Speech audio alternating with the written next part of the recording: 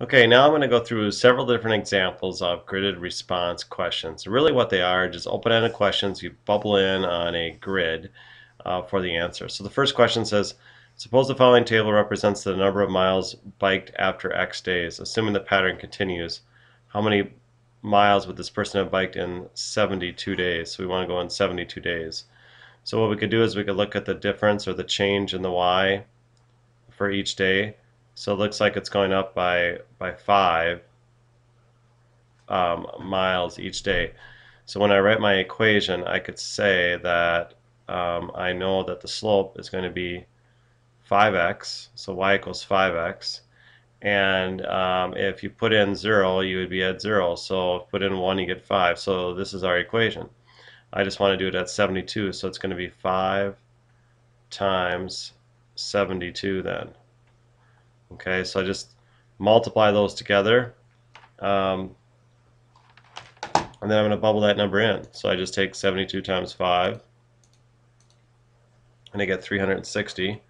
So when I bubble the 360 in on the gridded response, basically I can put the 360 on the farthest right, or actually for that matter anywhere on the grid, as long as there's a 3, a 6, and a 0, and then you got to bubble that in underneath the 3, the 6, and the 0, just like that. And then that's all you would have to do for that first example then, 360. Let's look at the next example that we have. It's solving a basic linear equation of 5x plus 7 equals 3x minus 17. The idea here is that you would want to get all the x's on one side. So I'm going to move the 3x over by taking away 3x from both sides. So that would reduce the equation to 2x plus 7 equals a negative 17. Then I would subtract 7 from both sides. So 2x would be negative 24. And then I divide by 2. Therefore, x is going to equal negative 12. So when I bubble this thing in, I need to make sure that I have a negative. So I have the negative right here. I bubble that in. That's my negative. And then I go 1, 2. So I just bubble in the 1 and the 2. And that would be for negative 12.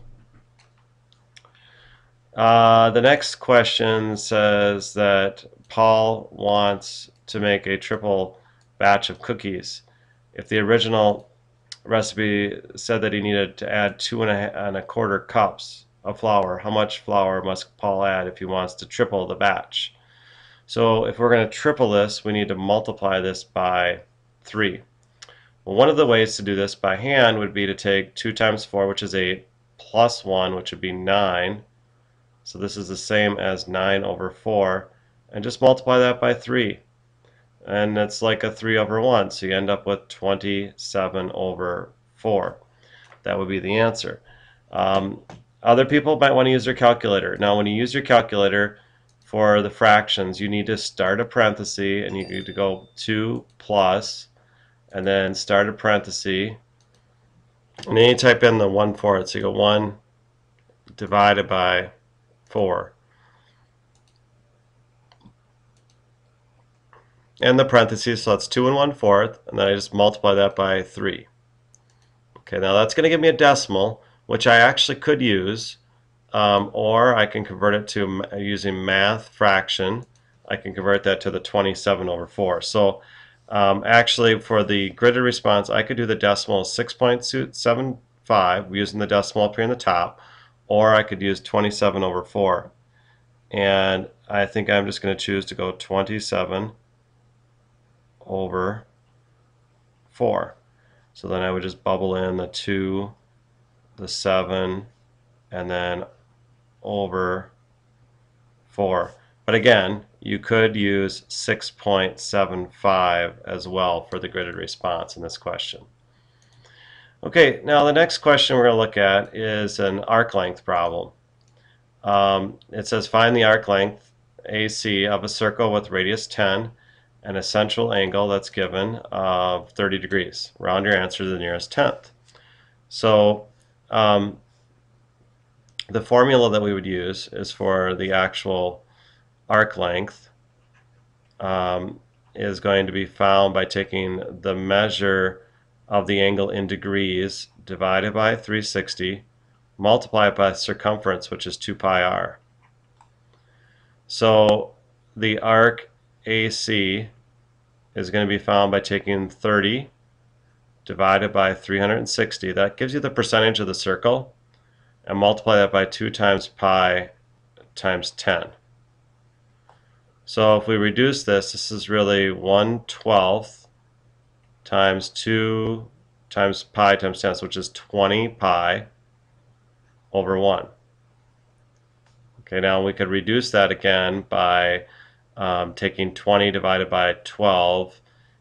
We could actually divide each of these by 4, so you end up with 5 over 3. So it would be 5 pi over 3. Now they actually said to round your answer to the nearest 1/10.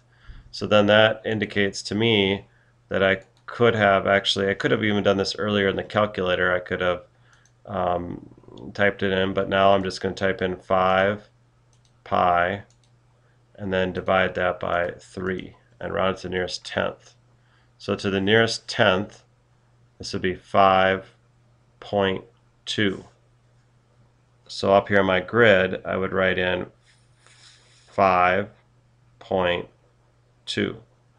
And then I bubble in the 5, bubble in the decimal point, and then I bubble in the actual 2 itself.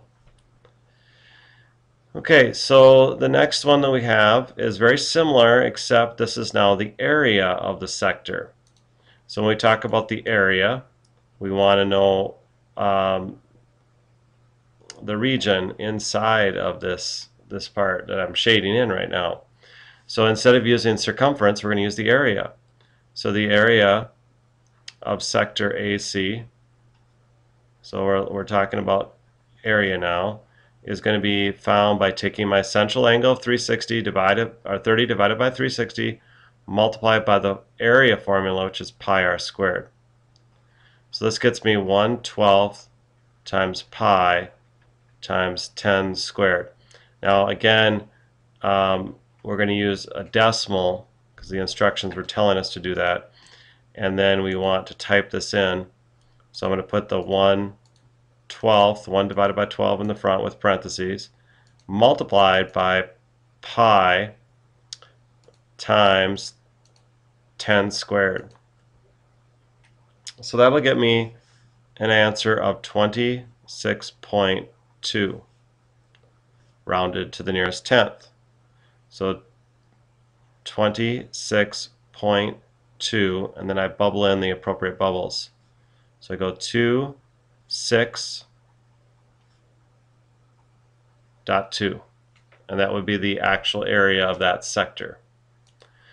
The last question is asking us to find to solve a problem about test scores. Jimmy took 5 math tests so far this term. His scores were 62, 75, 83, 90, and 80. He wants to have an average of 80. What would he need to score on his last test to raise his average to 80? Well, really what they want his average to be 80. And if he's taking one more test, and he already took 5, he would need to take 6 tests. So the total score that he needs is going to be 80 multiplied by 6. So that's 480.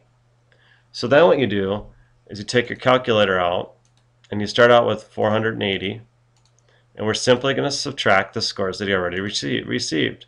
So 62 minus the 75, and then I have to subtract the 83 and the 90 and the 80. So I subtract all those scores and I get down to 90. 90 is what he would need to score on his last test in order to achieve an average of 80%. So then I bubble in the 9 and the 0, And that's all you'd have to do for that problem.